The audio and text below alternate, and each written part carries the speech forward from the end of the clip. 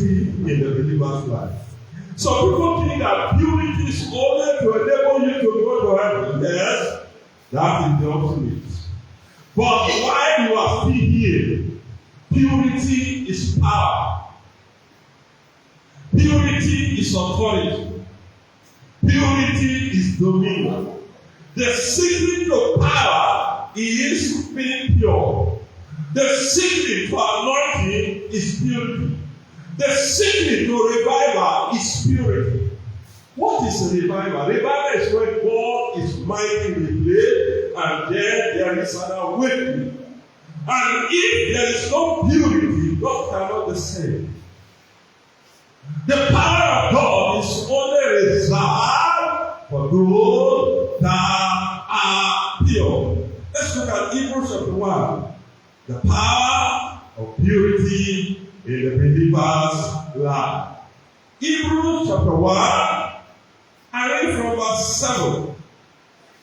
Now the angels, he says, who makes his angels spirits and his ministers a flame of fire. God will make somebody a flame of fire today.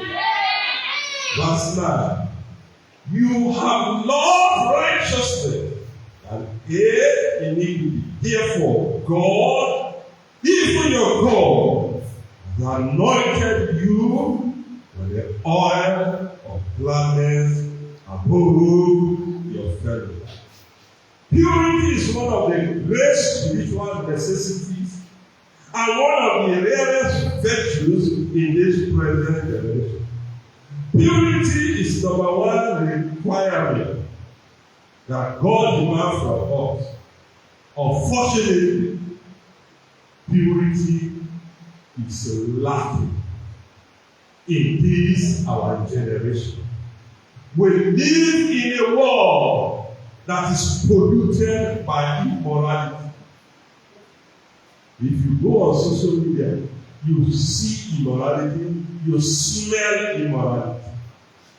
The world is polluted by compromise. You no longer have believers that stand for righteousness. But what do you see? Cutting corners. There's no more conviction. The world is polluted by corruption. Corruption everywhere. In government circle, even among traders, you see corruption. What we do see again? Deception. People deceiving their neighbors, deceiving. You know, people are parents deceiving children, children deceiving parents. What do we see today in the world? Bitterness. We see spiritual defilement. So many assemblies today are operating under the influence of unclean spirits. And these powers are very released when they lay hands on people and they are so-called falling under their anointing. They are being defied, corrupted. Yet in the midst of such darkness, God still seeks a people who are pure in heart and holy in conduct. Purity is not merely outward morality or religious appearance. It is inward cleanliness. Inward cleanliness. Sincerity of heart. Singleness of devotion. That is, when you are pure, the world no longer attracts you. You are no longer a slave to the world and to society. Because Jesus said you cannot serve God and what and man. The pure, they are free from defilement. A pure believer is one whose heart is separated unto God. Paul said, when it pleased God, who separated me from my mother's womb. The pure believer is separated unto God. is not entangled with the world. The pure believer, his conscience is clear. Paul said, here is why I exercise myself to always have a conscience void of offense towards God and towards man. The pure believer's life is yielded to righteousness. That is it. Earthly pleasures may call me. I will be like Jesus. He said, nothing worldly shall enthrall me, shall appeal me. I will be like Jesus. The pure believer is yielded only to righteousness. Purity is more than moral uprightness. It is a spiritual capacity. The pure believer is a man that has power and authority. Throughout the Bible, purity is connected with spiritual power. Take, for instance, a man like Elijah. We will pray and say, Lord, make me another Elijah. But you know that one of the old man of Elijah's life was purity. Let's look at it in 1 Kings chapter 18. 1 Kings chapter 17, rather. 1 Kings 17. I read from verse 17. 1 Kings 17. And it came to pass after this thing, that the son of the woman, the mistress of the house, fell sick, and his sickness was so sore that there was no breath left in him. And she said unto Elijah, what have I to do with you, O thou man of God? Have you come to call my sin to remember and to slay my son? Elijah was sent to go and stay with a widow woman that had a little child. He and the widow woman were not fumbling at night. If that was the case, the woman would have said, man of God, you see now, because of the thing we have been doing, my son had died. I should not go and broadcast and say, man of God, I steal my son. Verse 19. And he said to her, give me your son. And he took him out of her bosom and carried him because of to save time. Let me look at verse 23. And Elijah took the child and brought him down out of his chamber into the house and delivered him unto his mother. And Elijah said, see, your son live. And the woman said to Elijah, now by this I know that thou art a man of God. And the word of the Lord in your mouth is what? Is truth. No defilement, no sin. Are you talking about Elisha? Elisha was a holy man of God. Let's look at 2 Kings chapter 4. 2 Kings chapter 4. In verse 8. 2 Kings chapter 4, verse 8. And it fell on a day that Elisha passed to Shunem, where was a great woman, and she constrained him to eat bread. And so it was that often as he passed by, he found him either thither to eat bread. And she said unto her husband, behold, now I perceive that this is what? A holy man of God. You see, purity connects us to power. Holiness releases power upon us.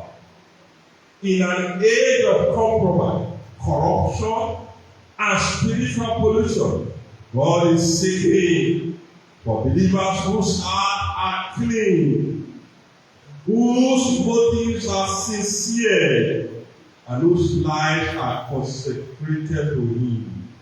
purity remains one of the greatest sources of spiritual power in the believer's life. So if you want power, strive to be pure. Jesus said in Matthew 5, verse 8, blessed are the pure in heart, what happened? For they shall see God. And if you are in the presence of God, what happened? The power of God will come upon you. We are going to look at three parts. One, the demand for purity in the believer's life. The demand for purity in the believer's life. Two, the dividends. That is the reward of purity in the believer's life. Then, three, the devotion to purity in believer's life. The devotion, the commitment to purity. The first part, the demand. God has always required purity from those who belong to Him. One of the reasons is that purity is a standard. There's no other standard. It is a standard. Let's look at Genesis chapter 17. You know, Abraham followed God, and then at some point he will be telling half truths. She's my sister. But he was not living with her on the basis of sister. He was living with her on the basis of being his wife. And then God said, Abraham, come. To walk with me, you have to know who I am. Look at Genesis 17:1. And when Abraham was 90 years old and died, the Lord appeared to Abraham and said to him, I am the Almighty God, walk before me and walk without perfect. What is the standard? As he who has called you is holy, so what? Be holy in all manner of conversation. 1 Peter 1:15. God himself is holy and pure. Therefore, his people must reflect his nature. Because Habakkuk 1:13 said that God is of purer eye than to behold iniquity and cannot look on sin. And Hebrews 12:14 says, without holiness, what happened? No man, whether it's a bishop or an bishop, let him be committing sin. Without holiness, no man shall see the Lord. That's why Jesus said on the last day, many will say to me, Lord, Lord, have we not prophesied in your name? In your name, God, great wonderful work. That is not the yardstick. That signs and wonders are happening. Satan also performed lying wonder. When Moses came to Pharaoh and the rod turned to a serpent, the magicians also did the same thing. That is not the yardstick. The yardstick is holiness. As he who has called is holy. So, God demands holiness because that is the standard. And if you don't meet that standard, you cannot walk with him and you cannot see him on the bad day. Number two, purity begins in the heart. Because God, you see, God's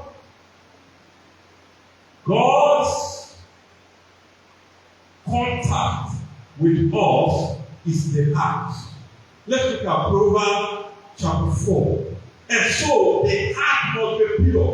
Proverbs 4 verse 23. The heart is where he dwells. And so, if you want him to dwell with you, your heart must be pure. In Proverbs chapter 4, I read verse 23. Proverbs 4:23. He said, keep thy heart with all diligence, for out of it are the what? The issues of life.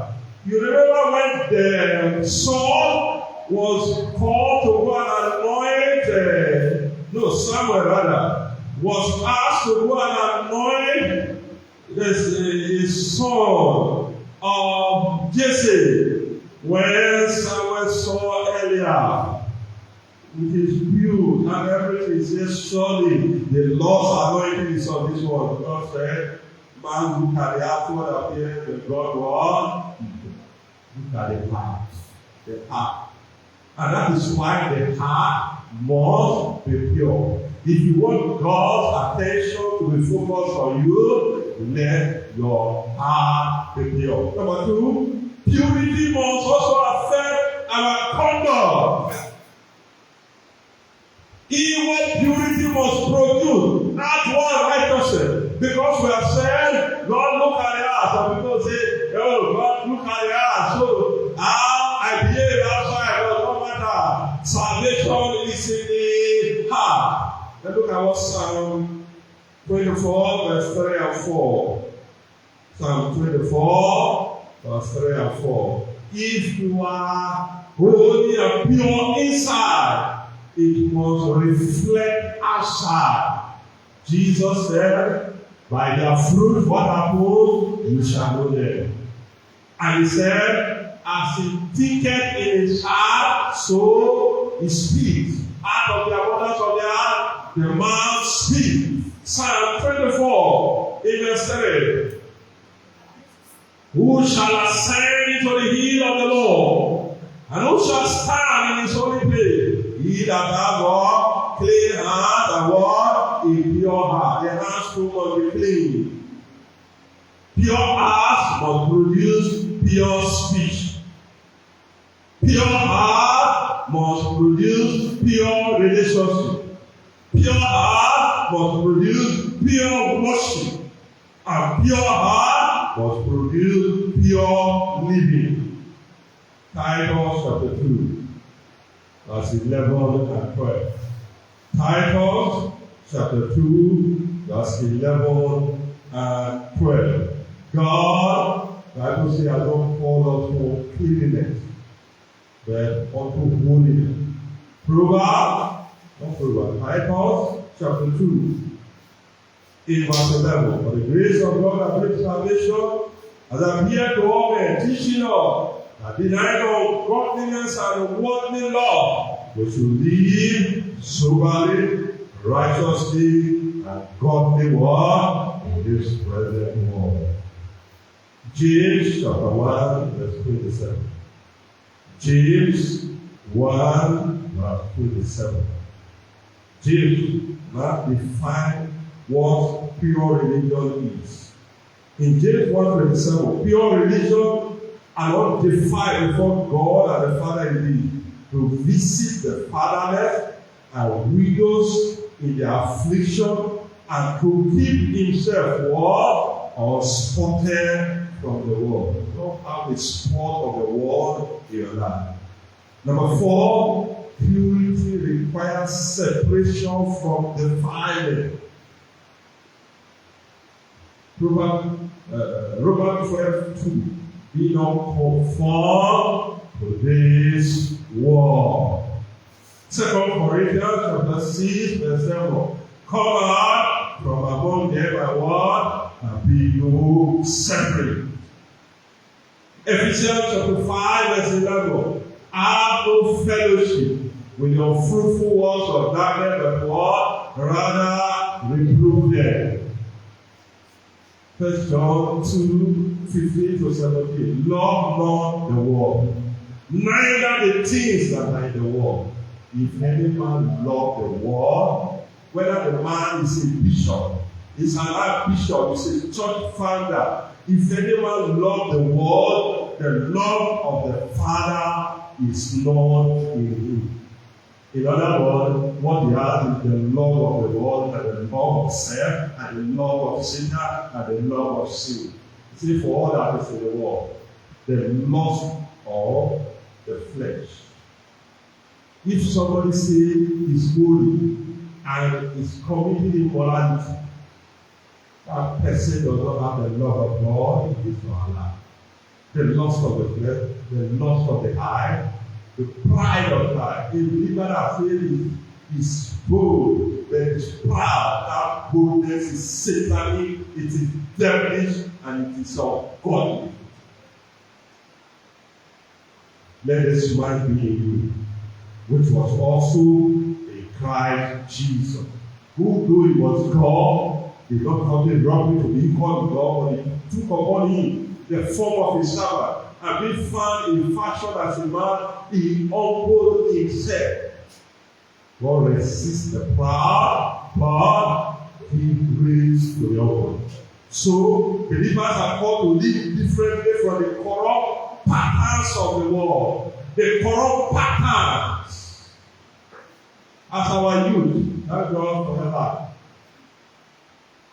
The pattern, all those useless hairstyles, the putting of earrings, all those rubbish. Even they are not even permitted. But what you see now, you see young men reading their hair, their family. Those are what the people the Bible call a family. And you see their family and others have no part in the kingdom of God. The way God made you, he said, you are perfect. You are made in God's image. But when you don't go and say, God, it's like you didn't think very well. This is how I'm supposed to be. On the last day, God will ask you whether the thing that is made has authority or pays the person. The writer was asking the person. So, the pauper, he has power over the pig. Can decide to make the pig his design anyway he like. That becomes the second part. If you are living a holy life, if you are living a righteous life, there are dividends. The dividends of purity in the believer's life. Purity is not weakness. It is spiritual strength and divine empowerment. One of the benefits of being pure is that purity gives access to God's presence. Jesus said that Matthew 5, a blessed are the pure in heart, for what happened? They shall see God. Purity sustains intimacy and fellowship with God. Let's look at John 14, 21 and 23. When you are pure, you can walk boldly to the throne of grace and walk straight to the presence of God. He that dwells in the secret place of the Most High shall abide under the shadow of the Almighty. In John 14, 21, John 14, 21, he that hath my commandment and keep them, it is he that love me. He that love me shall be loved of my Father, and I will love him and manifest myself to him. Verse 23. Jesus also said unto him, if the man love me, he will keep my word, and my Father will love him, and we will come unto him and make our home, our abode with him. And in John chapter 8, 29, Jesus said, he that sent me is with me. The Father has not left me alone, for what? I do always those things that please me. Number 2, purity releases God's power. That Hebrew 1:9 says, because you are holy and righteous, God has anointed you with the oil of gladness above your fellow. There's no man that carried power in the Bible that was not pure. Before God empowered and gave authority to Moses through the rod, he first of all said, take off your shoe. The ground you are standing is holy ground. There must be cleansing before power. And the Bible says, the man calls himself, he shall be a vessel unto honor. So, the pure in heart is a carrier of God's power. Consecration must receive manifestation. We must be consecrated before we can manifest the presence and the power of God. Number 3, purity produces spiritual authority. In Joshua chapter 3, verse 5, Joshua said, sanctify yourself, for tomorrow the Lord will do what? Do wonders among you. And the Lord will do wonders among us today. But we must sanctify ourselves. We must purge ourselves. We must cleanse ourselves. You remember the story of Paul, who, because he was casting out devils, some youths said, when they came to a demon possessed in Acts 19, you read from verse 13, and they said, we adjure you by the name of Jesus, whom Paul preached, come out! And the demon said, Jesus, I know, all I know, who are you? And instead of coming out, they possessed them and displayed them. That is why. But those that are pure, they carry authority, they carry power. Not only that you carry power, purity helps to preserve spiritual power. You remember Samson. Samson could not preserve the power of God upon him because today is with one arrow, tomorrow is with another arrow, moving from one woman to the other. By the time they said the Philistines upon you, he thought the power of God is still there. No, God is of your hand.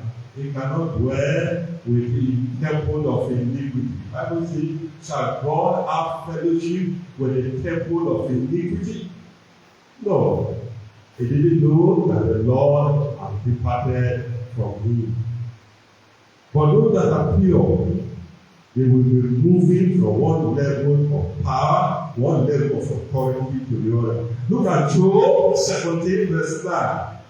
Job 17 verse 9. The pure, the holy, they move from grace to grace, they move from glory to glory, they move from power to power. Job 17 verse 9. The righteous also shall hold on to his way, and he that hath clean hands shall be stronger and stronger.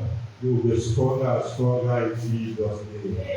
Number 5, purity prepares all for divine service. You remember Isaiah. It was after the Lord purified him that God said, who shall I send and who will go for us? And he said, here am I, send me. And 2 Timothy chapter 2 verse 19. If a man therefore pour himself from thee, he shall be a vessel unto honor, sanctified and meet for the master use. Purity also strengthens our prayer life. There is power in righteous praying, and the effectiveness of the ministry in our life is connected to the condition of the vessel through which God works. The Bible says in James 5:16, the effectual fervent prayer of a righteous man of God avails much. Purity preserves the believer against compromise, against deception, and against apostasy. The pure believer is a strengthening Christian witness. Jesus said, let your light so shine before men. They may see your good work and glorify your Father who is in heaven. Matthew 5:16. Purity prepares the church for Christ's return. Christ is returning for his sanctified and prepared bride. Look at Ephesians chapter 5, I read verse 25 to 27. Ephesians 5, verse 25 to 27.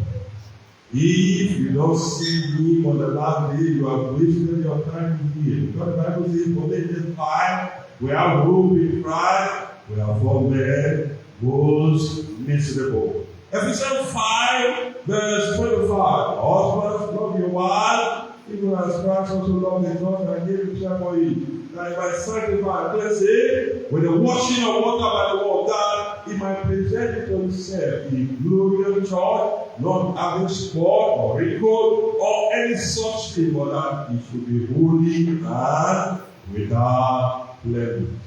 Ultimately, purity prepares the believer for eternal fellowship. Blessed are the pure in heart, for they shall see God. Without holiness, no man shall see the Lord. Coming on to the last part, devotion to purity in believer's life. Purity must be intentionally pursued and carefully gathered through one, the blood of Jesus. We must allow the blood to cleanse us daily.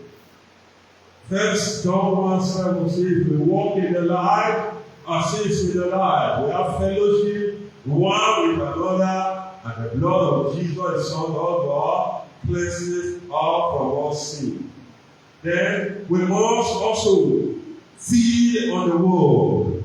The word of God cleanses, it renews, and sanctifies the believer. Jesus said in John 17:17, sanctify them through your truth. Your word is true. And in John 15:3, it said, you are clean through the word I have spoken unto you. Then also, we must walk in the Spirit. Victory over impurity comes through daily dependence on the Holy Spirit. The Spirit of God sanctifies and purges us. In 1 Peter chapter 1, verse 2. 1 Peter 1, verse 2. Elect according to the foreknowledge of God the Father, through sanctification of the Spirit, unto obedience and sprinkling of the blood of Jesus Christ. Grace unto you and peace be multiplied. There must be watchfulness and discipline. Believers must guard their hearts. Job said in Job 31 verse 1, he said, I made a covenant with my eye that I will not look at a young girl. If you look and look, before you know, you will be lost. So have control over the levels of your body, your eyes, your thoughts, the kind of association, the kind of word, and the kind of habit. Paul said, I keep my body under. 1 Corinthians 9:27. And bring it into subjection. He said, I discipline my body. It's not everything that the body look for that you give to it. That's why the Bible says, abstain, 1 Thessalonians 5:22, from all appearance of what? Of evil. Lastly, there must be continual consecration. Daily you come and surrender yourself to the Lord. I beseech you, therefore, brethren, by the mercies of God, you present your body a living sacrifice, holy and acceptable unto God, which is your reasonable service. Romans 12:1. Purity is not merely a moral battle, it is spiritual power.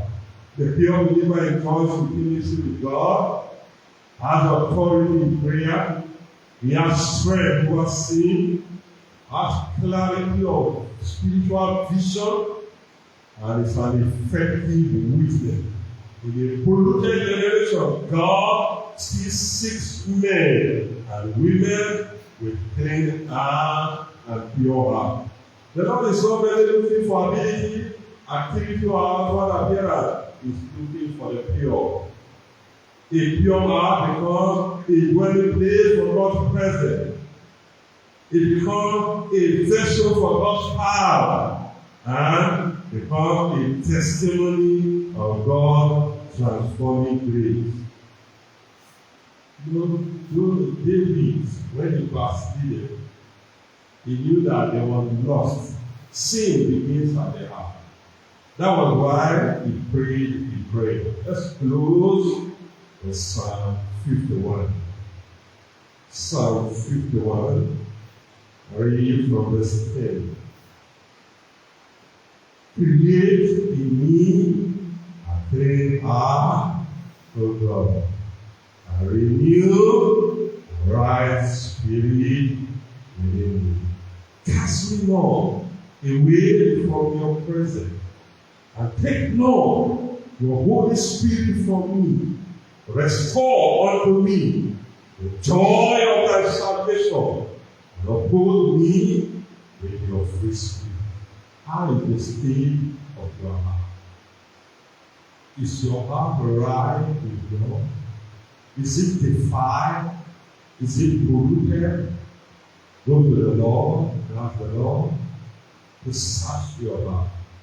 Ask the Lord to purge your heart. Ask the Lord to cleanse your heart. Tell the Lord to search me. Create in me a clean heart. And renew a right spirit within me. Create in me a clean heart.